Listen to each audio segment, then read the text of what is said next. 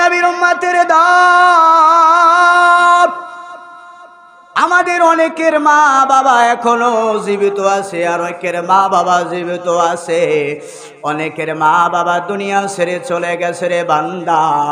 আমি বলি, যদি তোমার মা জীবিত থাকে, যদি মায়ের সাথে খারাপ ব্যবহার করে থাকো, বাবার সাথে যদি খারাপ ব্যবহার করে থাকো, মায়ের কাছে ক্ষমা চাও, আর জীবনও কোনোদিন খারাপ কাজ করবা না, আর কোনোদিন মায়ের মনে কষ্ট দিবা না, আর কোনোদিন মায়ের কথা সারা চলবা না রে নবীর উম্মতের দল। এরে নবীর উম্মতের দল, যদি সফল কাম জীবনে হতে চাও, মা বাবার দোয়া নিয়ে চলবা। মা বাবার দোয়া ছাড়া কোনোদিন সফলতা আসবে না, মা বাবার দোয়া ছাড়া কোনোদিন কামিয়াব হতে পারবা না। মায়ের মনে যদি তুমি কষ্ট দিয়া চলো, তোমার সন্তানও তোমাকে কষ্ট দিবে। তুমি যদি বউয়ের স্ত্রী কথা শুনিয়া মা বাবাকে কষ্ট দাও, তোমার সন্তানও দেখবা বউ আনলে তোমাকে কষ্ট দিবে, তোমার স্ত্রীকে কষ্ট দিবে। এই জন্য মায়ের কাছে ক্ষমা চেয়ে নিতে হবে। মাকেও মহব্বত করবা, স্ত্রীকেও মহব্বত করবা।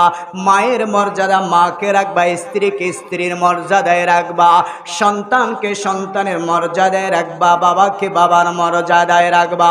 কারণ কেউ কারো থেকে ছোট নয়। স্ত্রীর দোয়া নিলে কোনোদিন কামিয়াব হওয়া যায় না, মায়ের বরদোয়া নিয়ে সফলতা হতে পারবা না। স্ত্রীরও যেমন দোয়া প্রয়োজন, মায়ের দোয়া প্রয়োজন। মায়ের দোয়া স্ত্রীর দোয়ার আগে কবুল হয়ে যায় রে বান্দা। তুমি যদি সফল কাম হতে চাও, উভয় জগতে যদি সফল কাম হতে চাও, মা বাবাকে আপন বানাইয়া নাও। মায়ের মনে কষ্ট দিয়া যদি তুমি নামাজিও হও না কেন, এমনকি যদি সাহাবিও হয় না কেন, তারপরও কোনোদিন সফলতা আসবে না। আমরা ছোট্ট একটা ঘটনা করে বলে শেষ করতেছি রে বাজান। এ বাজান, বিশ্ব নবীর সাহাবী হযরতে আলকামা রাদিয়াল্লাহু তাআলা আনহু নবীকে স্বচক্ষে দেখেছেন, নবীর হাতে ইসলাম গ্রহণ করেছেন, নবীর পিছনে নামাজ পড়েছেন, নবীর বড় মহব্বতের সাহাবী। কিন্তু ওই আলকামা একদিন হঠাৎ কইরা বউয়ের কথা শুনে মায়ের গায়ে হাত তুলে নিলেন, মাকে বড় গালাগালি করলেন, মায়ের সাথে বেয়াদবি করে মাকে আলাদা করে দিলেন। মায়ের সাথে আলকামার কোনো যোগাযোগ নাই। এদিক দিয়া মা কষ্ট করে এক কুঁড়ে ঘরে থাকতেছে, আলকামা বউকে নিয়ে ভালোভাবে থাকতেছে। হঠাৎ করে আলকামা অসুস্থ হয়ে গেছে। স্ত্রী স্বামীর করুণ মৃত্যুর যন্ত্রণা দেখে স্ত্রী কাঁদতেছে, আর সর্বশেষ কালেমা পড়াইয়া দেওয়ার জন্য চেষ্টা করতেছে। কিন্তু আলকামার তো জবান খুলতেছে না, আলকামার কোনোভাবে জবান খুলতেছে না। স্ত্রী এবার বিশ্ব নবীর কাছে সংবাদ পাঠাইছেন, ইয়া রাসূলুল্লাহ, ইয়া হাবিবাল্লাহ, আপনার সাহাবী আলকামার মৃত্যুর উপক্রমে মৃত্যুতে ছটফট করতেছে। আমি স্ত্রী তাকে কালেমা পড়াতে চাই, কালেমা তো নসিব হয় না। আল্লাহর নবী হযরতে বেলাল, আম্মার, ইয়াসারকে বড় বড় সাহাবীকে পাঠাইয়া দিলেন, যাও যাও যাও, তাড়াতাড়ি আলকামার বাড়িতে যাও, আলকামার কি অবস্থা দেয়া দেখো, কালেমা পড়াইয়া দাও। বেলাল, আম্মার সকলে চলে গেলেন কালেমা পড়াইয়া দেওয়ার জন্য।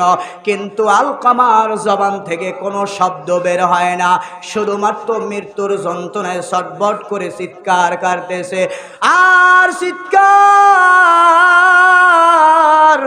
বেলাল বিশ্ব নবীর কাছে দৌড় দিয়া গেলেন, ইয়া রাসূলুল্লাহ, ইয়া হাবিবাল্লাহ, আলকামার জবান থেকে তো কালেমা বের হচ্ছে না, কি করা যায় এখন, কি করা যায়? বিশ্ব নবী বেলালকে পাঠাইয়া দিলেন, তাড়াতাড়ি আলকামার বাড়িতে যাও, গিয়া দেখো তার বাড়িতে কে জীবিত আছে।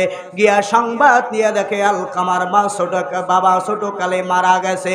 মা বড় কষ্ট করে আলকামাকে লালন পালন করেছে, বিবাহ করার পরে পরে বউয়ের কথা শুনিয়া মাকে কষ্ট দিয়ে আলা করে দিছে। বিশ্বনবী তাড়াতাড়ি বললেন, আলকামার মাকে আমার কাছে নিয়ে আসো, নাকি আমি আলকামার মায়ের কাছে যাব। বিশ্বনবীর কথা শুনে আলকামার মা বলতেছে, নবী আমার কাছে আসা দরকার নাই, আমি নবীর কাছে যাব। আলকামার মা ছোট্ট একটা লাঠি নিয়ে গুজা দিয়া দিয়া বিশ্বনবীর দরবারে গেছে।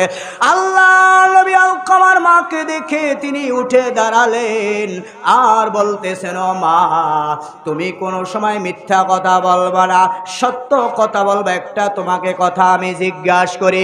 কয়, কি কথা ইয়া রাসূলুল্লাহ? সত্য কথা বলবো। আল্লাহ নবী জিজ্ঞাসা করলেন, মা, তোমার সন্তান আলকামা কেমন? কয়, ইয়া রাসূলুল্লাহ, আমার সন্তান তার মতো ভালো কোনো মানুষ নাই। সে 5 ওয়াক্ত নামাজ পড়ে, দান সদকা করে, তার সব আমল আছে, সব কিছু আছে। তাহলে রসুল বললেন, সমস্যা কোথায়? আলকামার মা বলেন, ইয়া রাসূলুল্লাহ, আমি আমার সন্তান আলকামার প্রতি একটা কারণে বেজার। কয়, তাহলে এখানে সমস্যা কেন? বেজার বলো, খুলে বলো। আলকামার মা ডাক দেও, ইয়া রাসূলুল্লাহ, আলকামার বাবা ছোট বয়সে মারা গেছে। আমি মা বহুত কষ্ট করিয়া আলকামাকে লালন পালন করিয়া আমি আলকামাকে এই পর্যন্ত আসি, আলকামাকে বিবাহ করাইছি। কথার অনুযায়ী আমার সাথে খারাপ ব্যবহার করে, ইয়া রাসূলুল্লাহ, বউয়ের কথা শুনিয়ে আমার আলকামা আমাকে লাথি মেরেছিল একদিন। ইয়া রাসূলুল্লাহ, এই কারণে আমি আলকামার প্রতি অনেক বেজার। আল্লাহর নবী কয়, রে সাহাবী, তোমরা সকলেই লার্কির স্তূপ করে দাও, আমি আলকামাকে আগুনের ভিতরে জ্বালাইয়া দিব। আলকামার মা কয়, ইয়া রাসূলুল্লাহ, এটা কেমন হতে পারে? আমি মা জীবিত থাকতে আমার সন্তানকে আগুনে জ্বালাইয়া দিবেন? আল্লাহর নবী কয়, ও আলকামার মা, এই আগুনের শাস্তির চাইতে আল্লাহর বড় শাস্তি ও কঠিন হবে। তুমি যদি আলকামার প্রতি খুশি না হইয়া, তুমি যদি আলকামার প্রতি যদি অসন্তুষ্ট থাকো, আলকামার কোনোদিন কালেমা নসিব হবে না। আলকামা সারা জীবন জাহান্নামের আগুনে পচবে। আলকামাকে যখন আগুনে নিক্ষেপ করতে যায়, আলকামার মা দৌড় দিয়া গা সন্তানকে ভাজাইয়া ধরে। এরে সন্তান, তুই না বুঝিয়া তুই আমাকে লাথি মেরে সরে সন্তান, তুই আমাকে খাবার দাও নাই, খোঁজ খবর রাখো নাই। আমি তোর প্রতি বেজার না, তোর প্রতি আমি খুশি হইয়া গেলাম। যখন মা খুশি হইয়া গেলেন, সাহাবীরা বলতেছেন, আলকামার জবান থেকে সাথে সাথে কালেমা বের হইয়া গেছে। আলকামার জবান থেকে সাথে সাথে কালেমা বের হয়ে গেছে মায়ের সন্তুষ্টির কারণে। তাহলে আমরা যারা মা বাবাকে কষ্ট দিয়েছি, আমাদের জীবন কি সফল কাম কোনোদিন হবে? যাদের মা বাবা বেঁচে আছে, মা বাবার হাত ধরে দোয়া নিবেন, মায়ের কাছে মাথাটা নোয়া দিবেন, মা আমার জন্য একটু দোয়া করে দাও। মা যদি আপনার মাথায় যদি দোয়া করে দেয়, আপনার সমস্ত নিরাপত্তার দায়িত্ব চলে যায় কার কাছে? আল্লাহর কাছে। এই জন্য মায়ের দোয়া নিতে হবে। কার দোয়া? মায়ের দোয়া নিয়ে বের হতে হবে। মায়ের দোয়া নিলে সমস্ত আপদ বিপদ থেকে আল্লাহ রক্ষা করে। কিন্তু আমরা তো স্ত্রীর দোয়া নিয়ে বের হই, মায়ের খোঁজ খবরও রাখি না। মনে করি স্ত্রী আমার সব, স্ত্রী আমার কি সব। কিন্তু মাকে কষ্ট দিয়া বাবা কোনোদিন সফল কাম হতে পারবা না। স্ত্রীকে স্ত্রীর মর্যাদা দিবা, মাকে মার মর্যাদা দিবা। তুমিও দেখবা এক সময় তুমিও যখন বাবা হবা, তোমার মর্যাদা আল্লাহ বৃদ্ধি করে দিবেন। এই জন্য আমাদের যাদের মা বাবা জীবিত আছে, আমরা সকলে ইনশাল্লাহ দোয়া নিব তো তাদের কাছ থেকে। আর সর্বদা মাতা পিতার জন্য আমরা